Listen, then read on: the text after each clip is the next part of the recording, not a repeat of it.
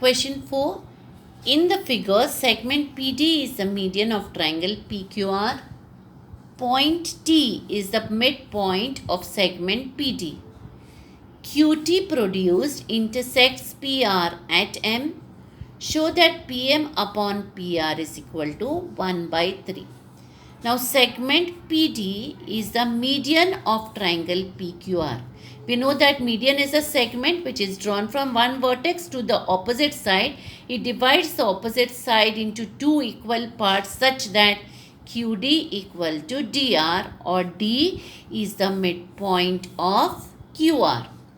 Now point T, they said, is the midpoint of segment PD. That means PT is equal to TD.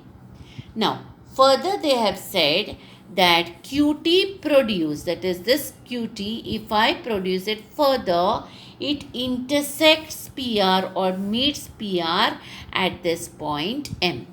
What have we to prove? Show that PM upon PR is one part out of three parts. One out of three parts. So what do?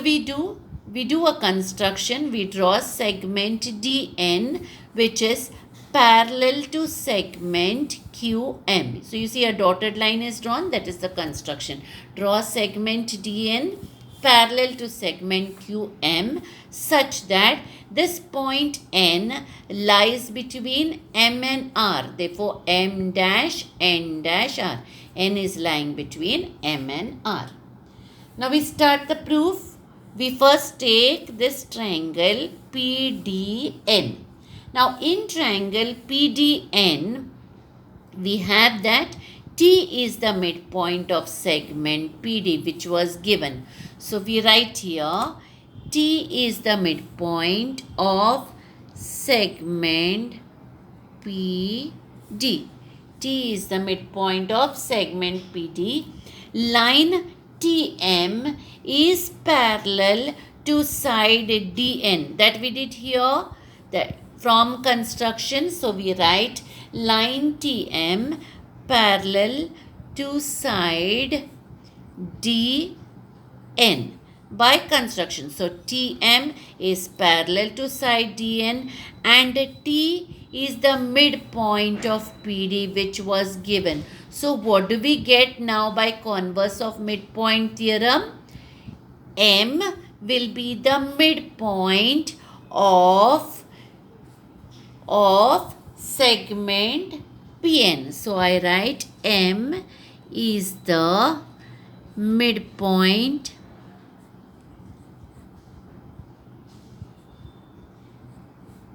of segment PN. Now if M is the midpoint of segment PN, then what happens? PM will be equal to MN. So I write here PM is equal to MN and number it as 1. Now I take triangle QRM and see D as the midpoint. QRM. And we see D is the midpoint of segment QR. Why it is the midpoint? We said that PD is the median, and at that time I explained to you that D will be the midpoint of segment QR. So that means it is given. So here in triangle QRM, D is the midpoint of segment QR given. Line DN is parallel to segment QM. Where did we get it from? That is given. So line DN is parallel to side QM. Okay, line DL parallel to side QM, that was from construction. So here I have written line DL parallel to side QM, that is construction. Again, let us look at the figure. Just now we said D is the midpoint of side QR. Line DL parallel DN parallel to side QM, that is by construction. Therefore, now what happens? N will be the midpoint of segment MR. So I write here N is the midpoint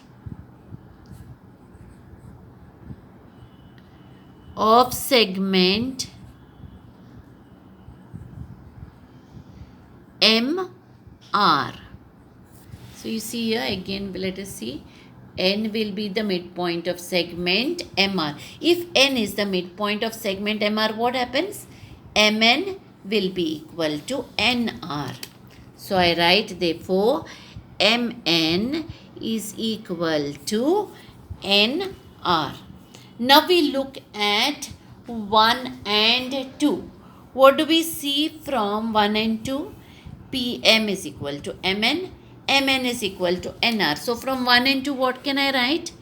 Pm equal to Mn equal to Nr.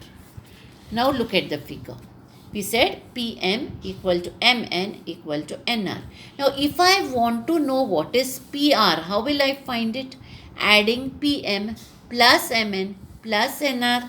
So I write here, but Pr is equal to Pm plus Mn plus Nr.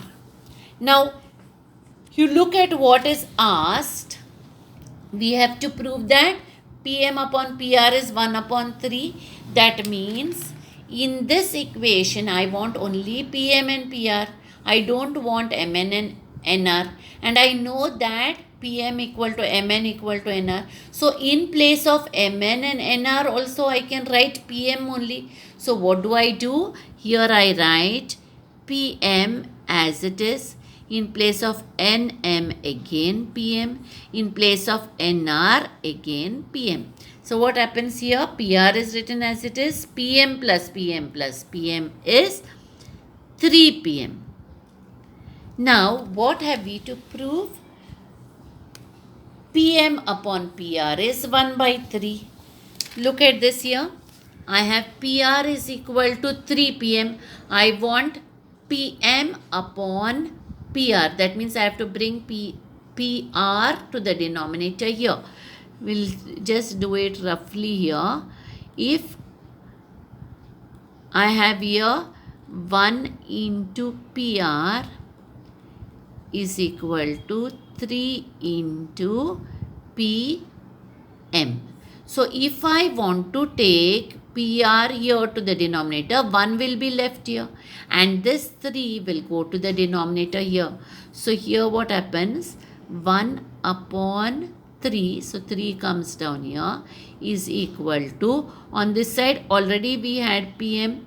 This Pr which is here comes to the denominator here. So this becomes Pr. So 1 upon 3 equal to Pm upon Pr, or Pm upon Pr is equal to 1 upon 3. Is this what we had to prove? Look at the question. Show that Pm upon Pr is 1 upon 3. So that is what we have proved.